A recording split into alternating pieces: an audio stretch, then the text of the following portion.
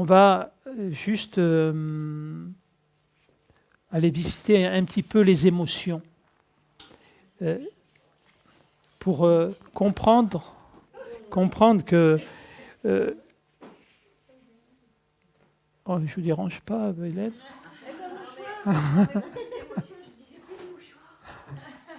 Donc déjà, on voit que l'émotion, c'est forcément pas la joie. Hein? Non. Oui, je ne sais pas si on pleure de joie vraiment. C'est vrai, physiquement, oui, mais je ne sais pas trop. C'est pas la même chose. Hein, c'est pas. Donc effectivement, il faut comprendre qu'est-ce qu'on est véritablement. On n'est pas des êtres intellectuels, hein, contrairement à ce qu'on pense. On n'est pas des êtres, effectivement, qui sommes guidés par le mental, mais nous sommes des êtres émotionnels. Et la différence, en fait, c'est notre intelligence émotionnelle qui va faire qu'on va avoir une belle ou une mauvaise vie, entre guillemets. Quand je dis belle ou mauvaise, ce n'est pas des oppositions. Une vie douloureuse ou une vie simple. Parce que quand on est réellement dans l'intelligence émotionnelle, ça ne veut pas dire qu'on est dans la bêtise émotionnelle. Hein. C'est juste, on appelle ça le QE. Voilà. En opposition au QI, quotient intellectuel ou quotient émotionnel. On a vu pendant très longtemps ce quotient intellectuel, considérant que les gens qui avaient un quotient émotionnel élevé réussissaient forcément leur vie professionnelle, intellectuelle, excusez-moi, réussissaient leur vie matérielle, leur vie avait une capacité à s'adapter à toute chose. Donc, on pensait que ça serait des leaders. Et en fait, on s'est aperçu que les gens qui avaient des coefficients intellectuels élevés, en général, loupaient radicalement leur vie, étaient dans l'incapacité de s'adapter véritablement et de vivre en relation avec les autres. Donc il y a eu des études poussées, notamment sur tous les grands leaders politiques, économiques, et on s'est aperçu que ces personnes-là avaient un quotient intellectuel plutôt faible. Et qu'ils étaient généralement entourés de gens qui avaient des quotients intellectuels forts. Et c'est à ce moment-là qu'on a commencé, dans les années 80, à s'interroger au niveau du quotient réellement émotionnel et de s'apercevoir que celui qui sait gérer ses émotions, c'était les grands leaders. Alors, bien évidemment, il est évident que si on parle de la gestion extrême de ces émotions, ceux qui les gèrent le mieux, c'est les pervers narcissiques. Ce sont des grands manipulateurs qui arrivent à obtenir ce qu'ils veulent de l'autre, pas par la persuasion, mais par l'émotionnel. Et les grands leaders sont tous des pervers narcissiques. Je pense qu'ils en sont... Ah oui, pardon, le micro. Ah non. Oui, merci de le rappeler. Ils en sont totalement conscients parce qu'en plus, ils le travaillent. Pardon.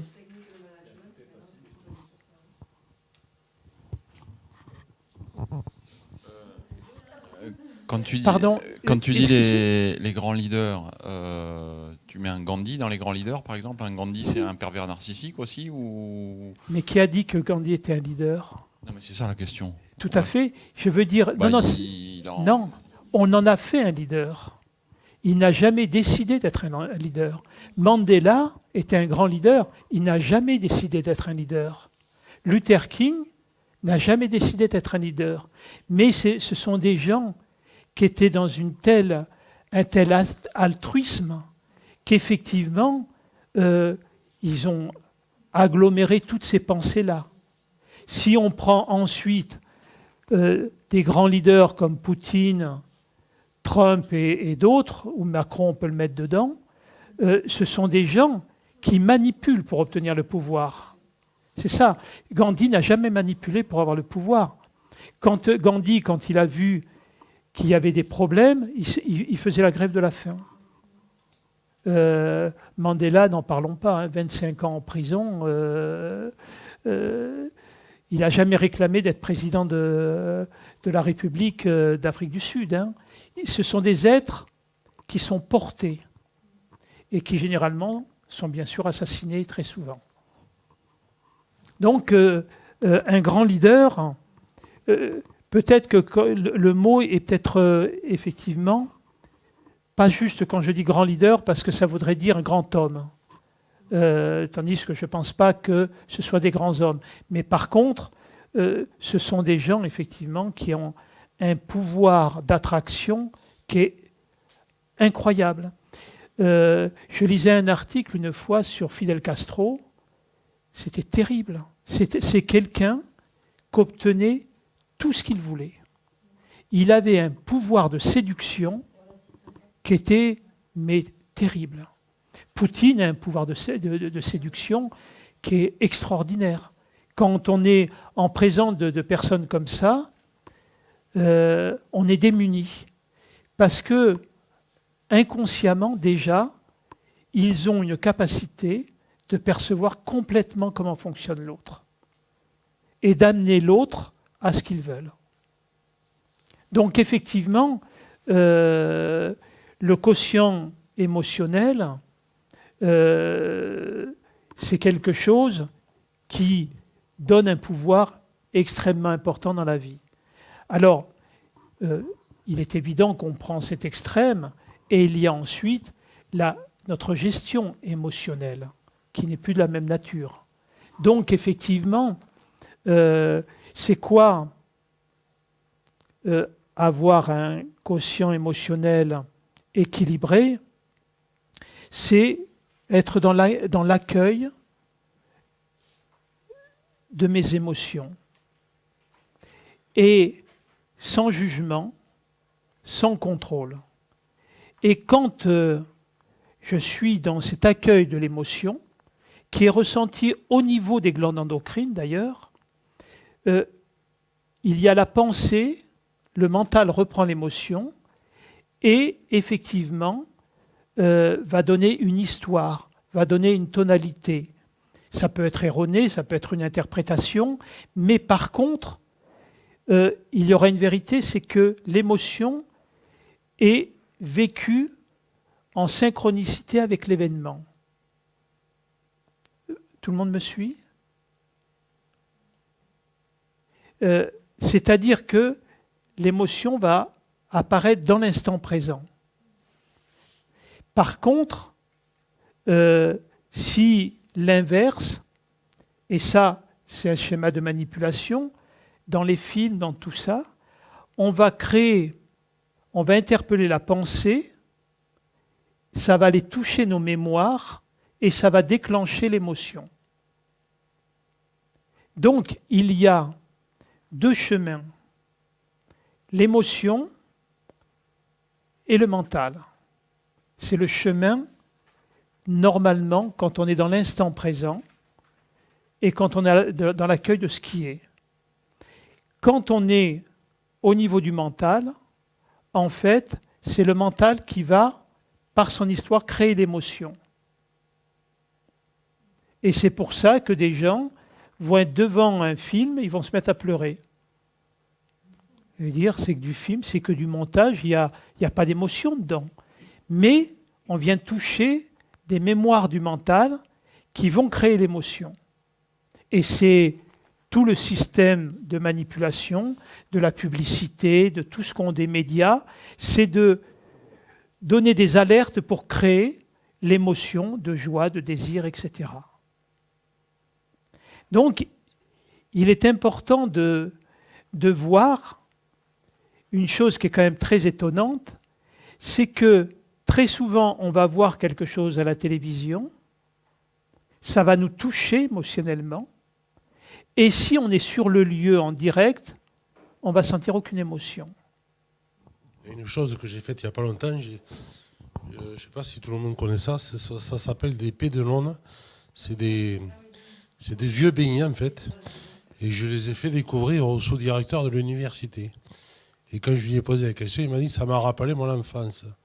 Alors est-ce que j'y ai touché son mental ou est-ce qu'il s'est vraiment rappelé de l'instant de son enfance, justement? Oui, mais c'est intéressant parce qu'on va y venir à ça. Justement, ce déclenchement, d'où vient l'émotion? Et quand on peut observer l'émotion, on va pouvoir remonter au conditionnement de notre émotion.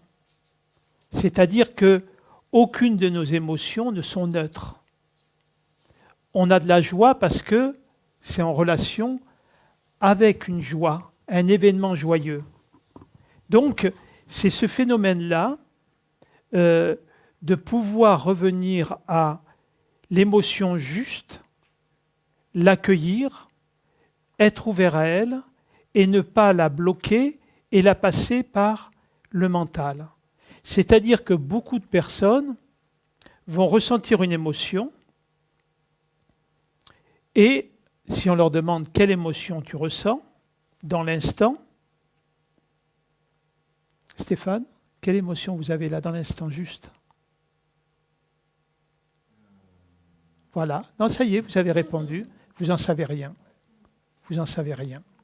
Et les 3/4 de nous, on est comme ça. Pourtant, nous ne sommes qu'émotions. Pourquoi? Parce que nos émotions, comme je vous l'ai dit, sont générées par notre système endocrinien qui fonctionne en permanence. Et donc, quand vous avez dit « eux », c'est le mental qui s'en est accaparé. Et Stéphane allait essayer de voir, de m'expliquer une émotion. Mais c'est déjà plus l'émotion.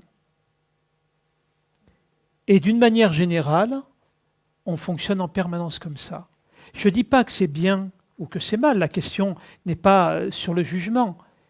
Mais rien que ça montre qu'on n'est jamais dans l'instant présent à ce moment-là, on est toujours dans le passé. Parce que Stéphane m'aurait expliqué son émotion à partir de ses schémas mentaux.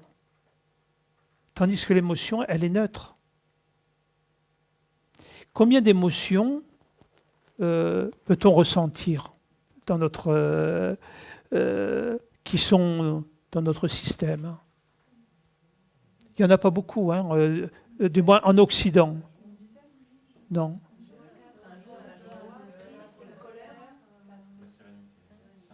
Non, ça n'est pas une. Il y en a 6. 6. La joie, la peur, la colère, la tristesse, le dégoût, non, et la surprise. C'est les 6 émotions dites de base.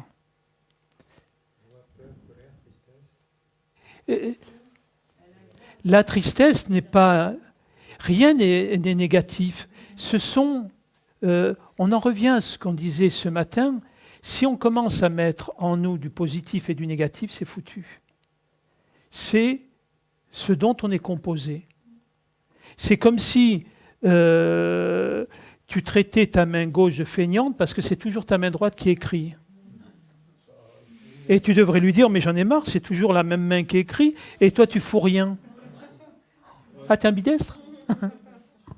Quand tu dis qu'il faut être ni trop négatif, ni trop positif, ça revient à dire ni trop solaire, ni trop lunaire. Je n'ai pas dit ça. Je n'ai jamais dit qu'il fallait être ni trop positif, ni trop négatif.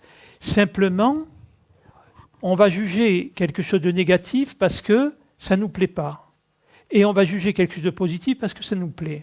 C'est un petit peu comme quand on mange du sucre, on va trouver que c'est agréable. Et quand on va manger du citron, on va dire « Ah, c'est acide, c'est négatif ». C'est des jugements, c'est des interprétations. Je veux dire que les choses sont ce qu'elles sont. Il n'y a jamais de bon ni de mal. C'est comme ça. Notre société, elle va donner des médailles à quelqu'un qui tue sur un champ de bataille, et elle va condamner à mort quelqu'un qui va tuer quelqu'un dans d'autres cas. D'accord. Donc, c'est comme ça. Je veux dire, il faut sortir du fait de penser qu'il y a le positif ou le négatif. Ce sont des choses qui, selon notre nature, on va les juger agréables, désagréables, ou agréables, ou je ne sais plus quoi. Alors, ce qui est quand même intéressant, c'est que nous, on met 6 émotions de base. Et dans le bouddhisme, vous savez combien il y en a d'émotions? 84 000. 84 000. Je ne les connais pas, je ne sais même pas où... Effectivement, 84 000. Dans notre société occidentale, on n'est pas à l'écoute du vivant, on n'est pas à l'écoute du subtil véritablement. Donc, il y a quelque chose qui est trop dans le... comment dire? C'est ça ou c'est ça, mais comme si qu'il n'y avait rien entre les deux. Comme si que la nuance, on essayait de la gommer. Pourtant, nous sommes tout en nuance. Tout en nuance. Et accepter cette nuance, c'est commencer à rentrer un peu dans la douceur.